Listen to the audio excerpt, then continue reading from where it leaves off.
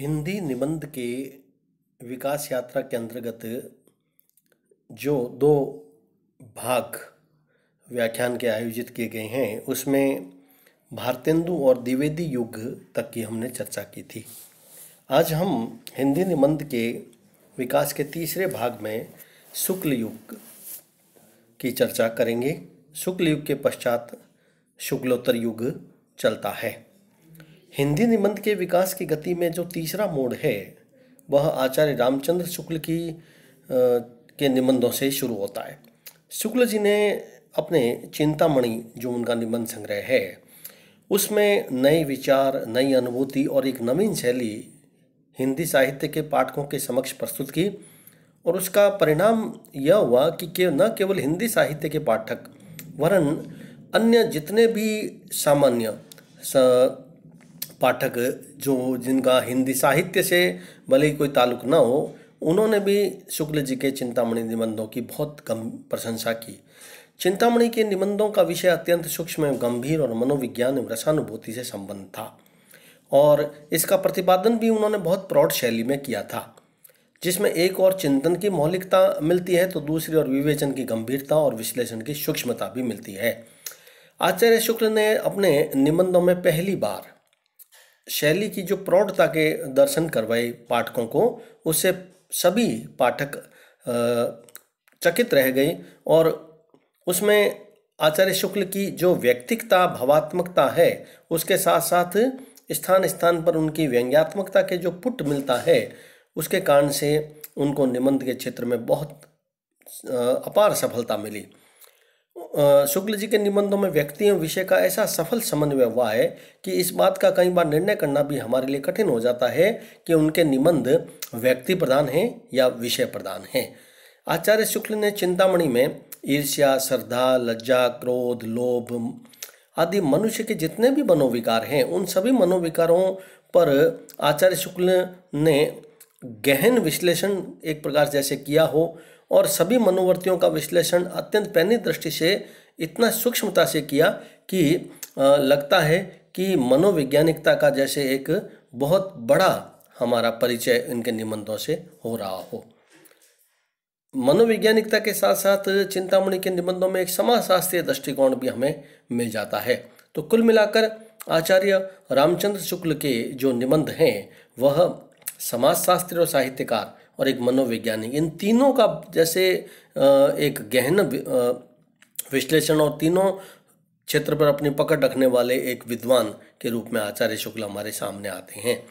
जहाँ तक आचार्य शुक्ल के साहित्यिक और आलोचनात्मक निबंधों की बात है तो उसमें कविता क्या है, साधारणीकरण, व्यक्ति वैचित्र्यवाद, रसात्मक बोध के विविध रूप, काव्य में लोक मंगल की साधन अवस्था आदि ऐसे कई निबंध हैं जिनमें उनकी जो आलोचनात्मक प्रवृत्ति है उसका तो पता चलता ही है, साथ ही निबंध कितने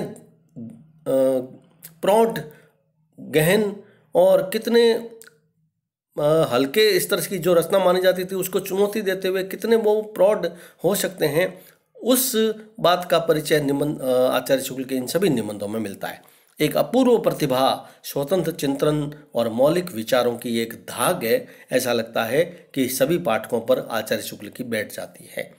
आचार्य शुक्ल के विचार और निष्कर्ष से हो सकता है कि कोई सहमत ना हो, किंतु हमें उनकी मौलिकता तो सभी को स्वीकार करनी ही चाहिए। साधारणीकरण की जो समस्या शताब्दियों से हमारे यहाँ चली आ रही थी, आचार्य शुक्ल ने बहुत सरल तरीके से कविता क्या है और साधारणीकरण पर अपने विचार प्रस्तुत करके इसको एक नए ढंग से सरल तरीके से सुलझाने का प्रयास किया। ऐसी नवोन्मेषशाली प्रतिभा को लेकर अवतरित होने वाले आचार्य शुक्ल मेरे ख्याल से शताब्दियों में कोई एक आदि ऐसा लेखक हमारे सामने नजर आता है। एक निबंधकार के रूप में आचार्य शुक्ल ने भारतेंदु युगीन निबंधों के हल्केपन को दूर किया और द्विवेदी युगीन निबंधों में जो विचार पक्ष होते हुए भी जो गहराई हमें नहीं मिलती है उस दोष को भी उन्होंने दूर किया। शुक्ल जी ने अपने विचार प्रधान निबंधों में इन सभी कमियों को एक प्रकार से दूर किया। शुक्ल जी ने जो निबंध लिखे हैं उसमें मौलिकता का तो अभाव है ही, किंतु उसमें जो एक हल्कापन, छिछलापन है वो बिल्कुल भी नहीं मिलता है। और द्विवेदी युग में भी हम देख रहे हैं जो निबंध मिलते थे हमें, उसमें थोड़ी शुष्कता यानी नीरसता का भाव उन निबंधों में मिलता है हमें। लेकिन आचार्य शुक्ल ने अपने विचार की गंभीर घाटियों के बीच बीच में हास्य और व्यंग्य से ओतप्रोत उक्तियां कि ऐसी स्वच्छ शीतल निर्झर झरना जैसे बहाया हो कि मधुर कल कल करती हुई ईश्वर की ध्वनि उनके निबंधों में हमें सुनाई देती है। कहीं वे भय तो कहीं लज्जा, कहीं ग्लानि तो कहीं काम, कहीं क्रोध, कहीं ईर्ष्या, इन सब पर विचार करते हैं तो ऐसा लगता है जैसे वे हमारे भाव को ही व्यक्त कर रहे हों। लज्जा और ग्लानि पर विचार करते हुए लिखते हैं कि लक्ष्मी की मूर्ति धातुमय हो गई, उपासक सब पत्थर के हो गए, आजकल तो बहुत सी बातें धातु के ठीकरों पर ठहरा दी गई है। राजधर्म, आचार्य धर्म, वीर धर्म, सब पर सोने का पानी फिर गया, सब टका धर्म हो गया, सबकी टकटकी लगी हुई है। इसी प्रकार पाठ्य पुस्तक में भी आपके आचार्य रामचंद्र शुक्ल का जो निबंध लगा हुआ है उसको भी आप गहराई से पढ़ें। उसमें मनुष्य के मनोविकार से संबंधित गहन दर्शन हमें देखने को मिलते हैं। आचार्य शुक्ल ने निबंधों में वे सभी गुण मिलते हैं जो एक निबंधकार में होने चाहिए। शुक्ल युग के अन्य निबंधकारों पर यदि हम दृष्टि डालें तो उसमें डॉक्टर गुलाब राय, पदुमलाल पन्नालाल बख्शी, माखनलाल चतुर्वेदी, वियोगी हरि, राय कृष्णदास, वासुदेव शरण अग्रवाल, शांतिप्रिय द्विवेदी आदि महत्वपूर्ण ऐसे निबंधकार हैं जो आचार्य शुक्ल के समकक्षी हुए थे। इनके निबंधों में भी कोई ऐसा नहीं है कि कोई हल्कापन हो। गुलाब राय जी के निबंध संग्रह बहुत प्रसिद्ध हुए और उनमें फिर निराश क्यों, मेरी असफलताएं, मेरे निबंध आदि जो उनके लोकप्रिय निबंध संग्रह हैं वे भी जन सामान्य में बहुत प्रचलित हुए थे। आचार्य शुक्ल के अलावा जो भी निबंधकार मिलते हैं उनके निबंधों में भी व्यक्तित्व की सरलता, अनुभूति का सम्मिश्रण और विचारों की स्पष्टता, शैली की सुबोधता हमें देखने को मिलती है। इस युग के एक अन्य जो प्रमुख निबंधकार थे वो पद्मलाल पन्नालाल बख्शी है, जिनके निबंधों में मौलिक विचार और निबंध शैली के आदर्श एक प्रकार से उपस्थित हैं। इनके जो निबंधों के कुछ नाम हैं उत्सव, नाम, समाज सेवा, विज्ञान आदि। और इसी तरह इस युग में डॉक्टर वासुदेव शरण अग्रवाल भी हुए, लेकिन इनके निबंधों में सामान्य रूप से भारतीय जो सांस्कृतिक जो परिस्थितियाँ थी या वो जो विषय थे केवल लगभग उन्होंने उसी पर कलम उठाई। इस कारण से इनके निबंध में एक जो हमारा कल्चर से संबंधित विवेचन है वही ज़्यादा मिलता है। दूसरी ओर रघुवीर सिंह ने केवल इतिहास के धूमिल दृश्यों को नया रूप प्रदान किया निबंधों में, इसीलिए आचार्य शुक्ल ज़्यादा प्रसिद्ध हुए हैं। और आचार्य शुक्ल के जो शुक्ल युग के नाम से ही है उसमें उन निबंधों में मुख्यतः साहित्य, मनोविज्ञान, संस्कृति, इतिहास आदि जैसी कितनी गंभीर समस्याएं मिलती हो सभी निबंधों में, लेकिन शैली की जो प्रौढ़ता, विवेचन की जो गंभीरता आचार्य शुक्ल में जो मिलती है वैसी प्रौढ़ता अन्य निबंधकारों में कम मिलती है। अब हम इस तीसरे भाग के पश्चात जो निबंध के क्षेत्र में आगे शुक्ल युग के पश्चात जो शुरू होता है उसमें अनेक अलग अलग विषयों से संबंधित निबंध हमें देखने को मिलते हैं। हम कुछ प्रमुख जो निबंधकार हैं उनका एक एक करके उनके निबंध संग्रहों के नाम मैं आपको नोट करवाऊंगा, आप उनको नोट करते रहें।